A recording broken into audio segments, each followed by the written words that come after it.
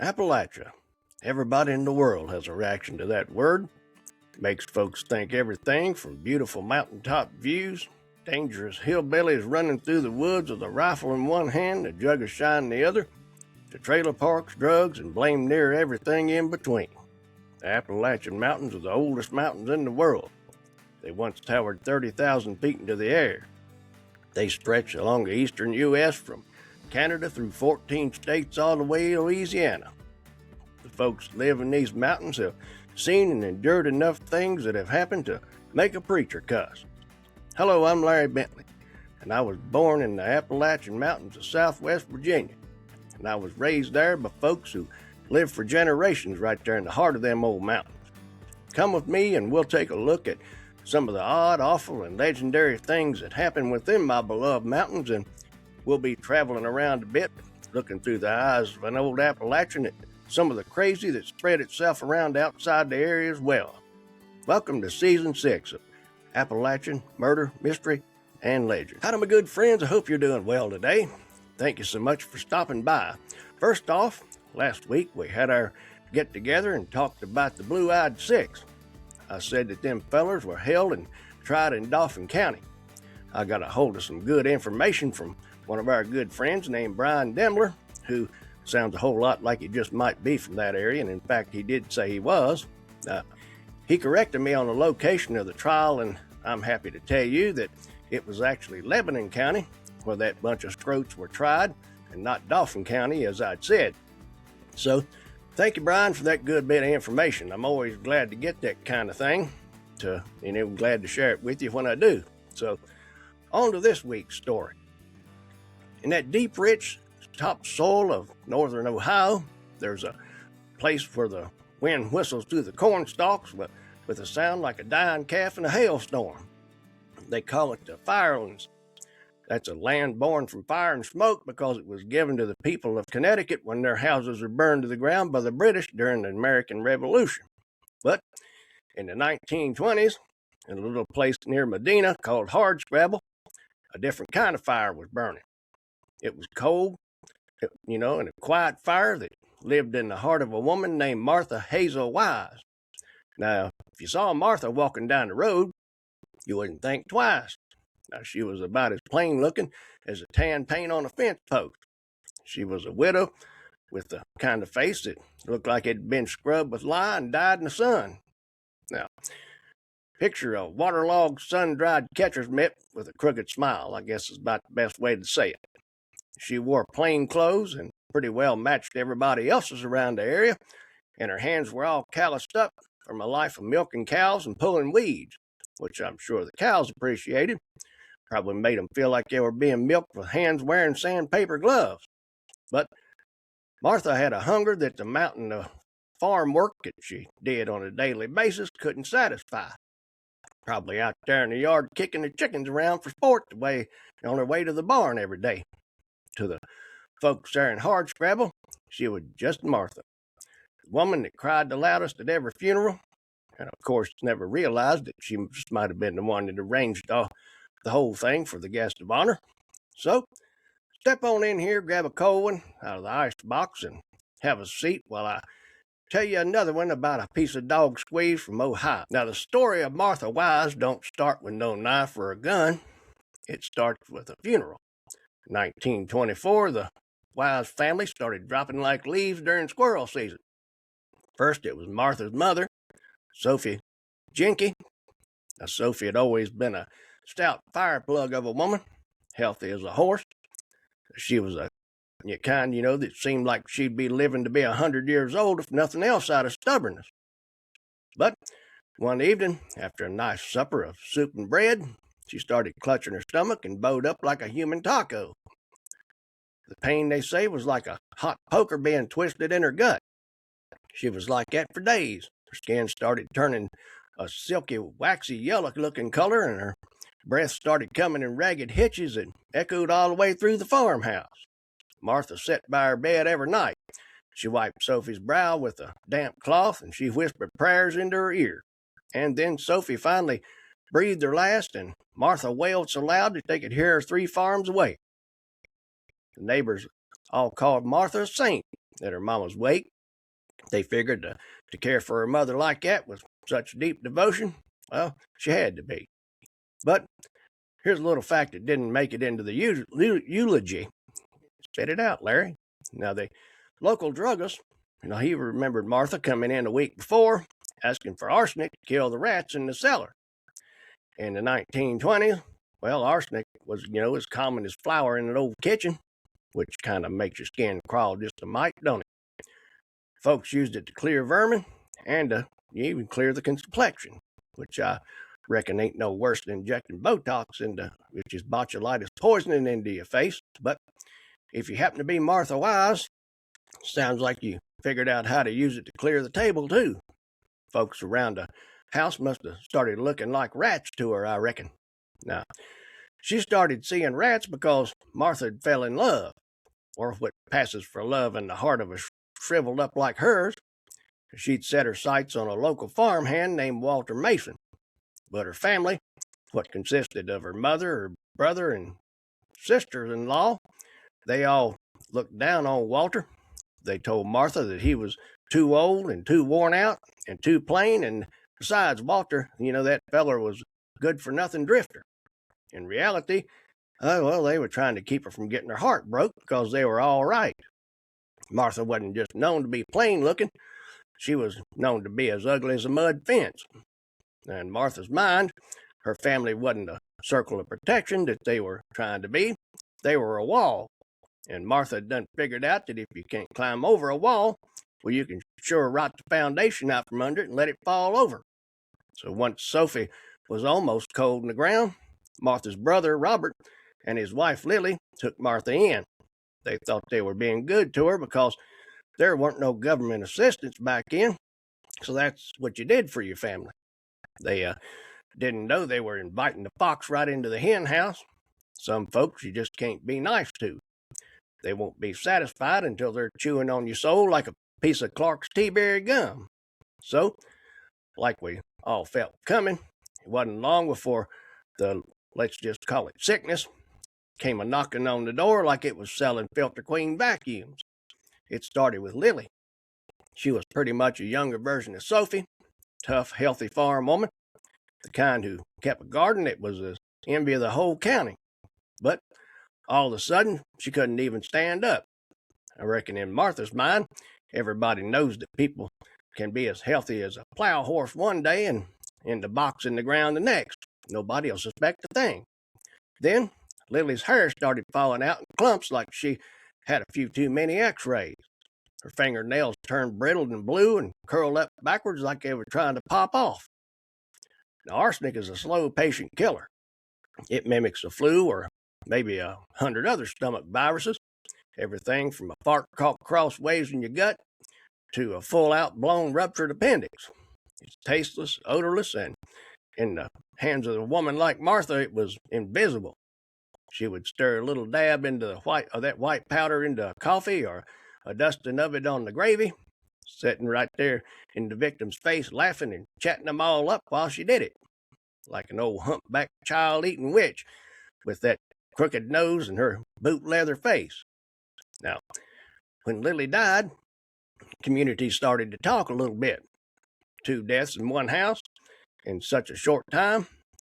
Felt like a curse done settled over the Jenke farm. Yeah, we Appalachians go to curse hunting when something like that happens. When you see what we see in them mountains, believe me, it makes more sense than some might think. But Martha was there, and the grieving sister, the mourning daughter, her eyes red from crying, or, well, maybe it was from the arsenic dust that blew into them and was burning like hell's fire, who knows. Here's one of them weird parts of the whole story that the old-timers in Medina County remember. Martha had a peculiar habit. After a funeral, after she'd seen the casket lowered into the dirt, and she'd go on home, put on one of them old Victrola records and dance around the house like she was in the merry old land of Oz. I mean, it wasn't a waltz or a hymn.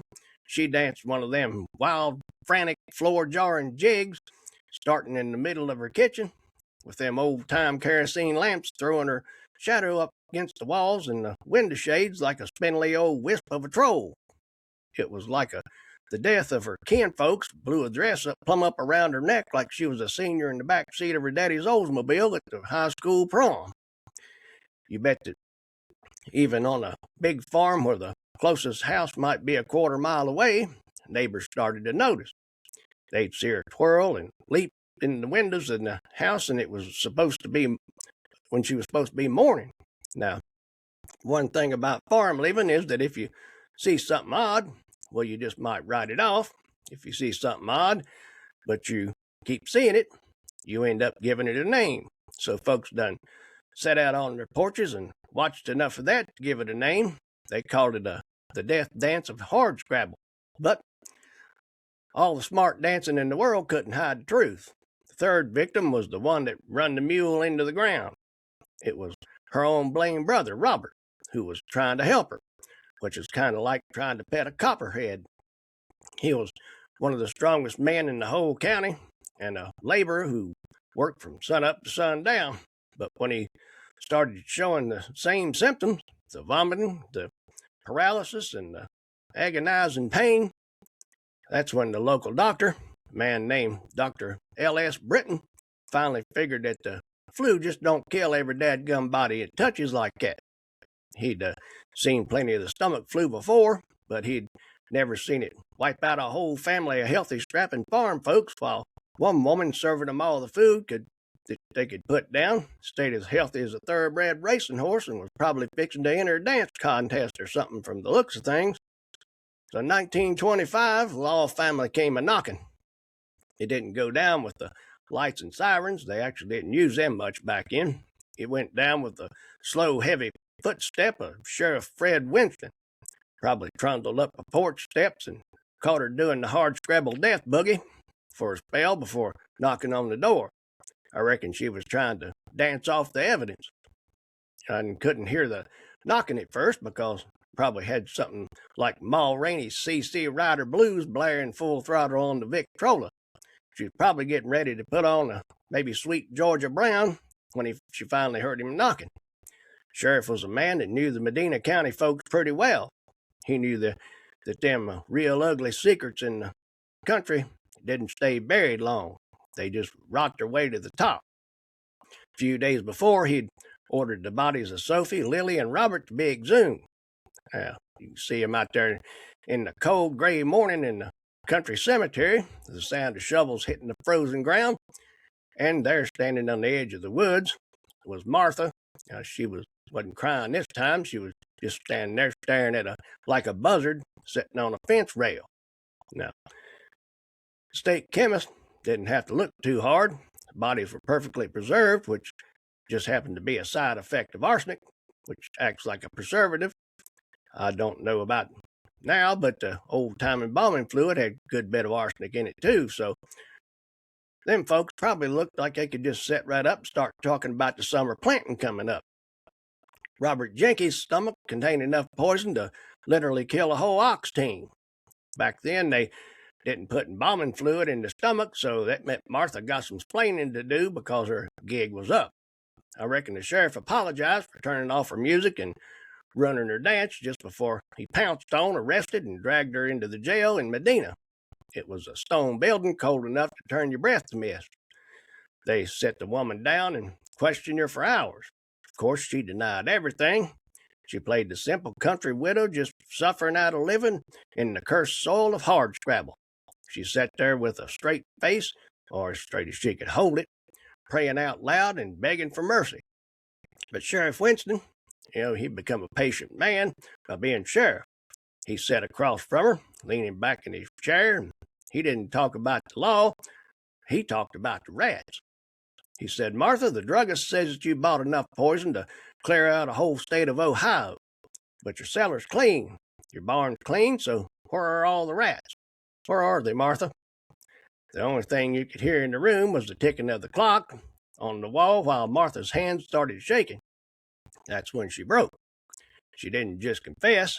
She laid it all out like General Eisenhower going over the D-Day plans for the Allies.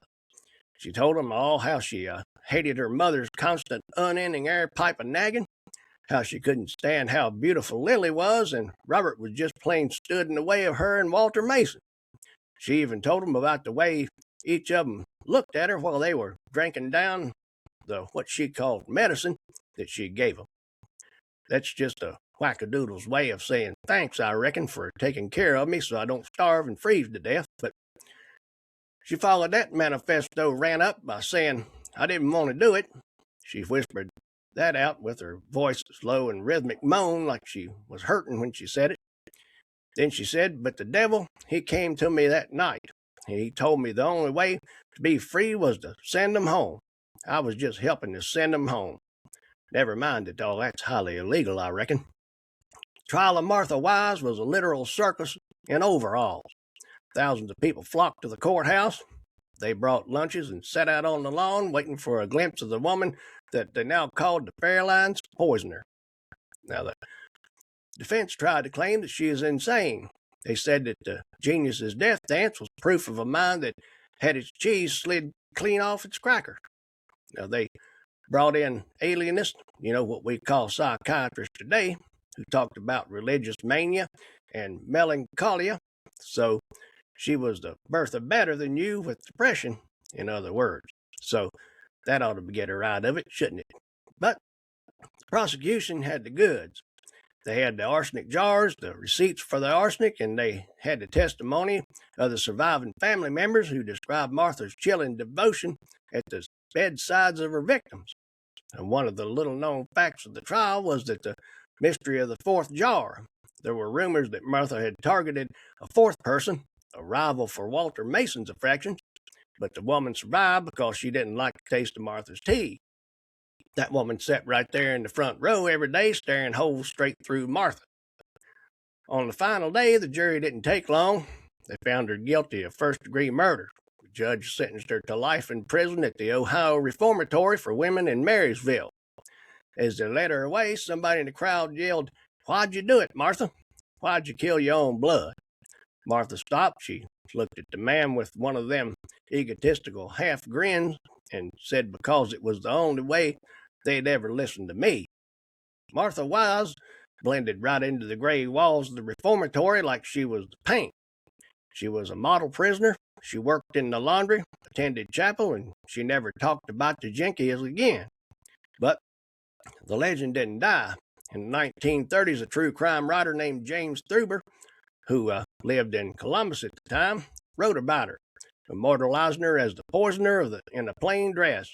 She was fascinated by the contrast between her unremarkable life and the sheer cold-blooded scale of her crimes. Martha lived until 1971.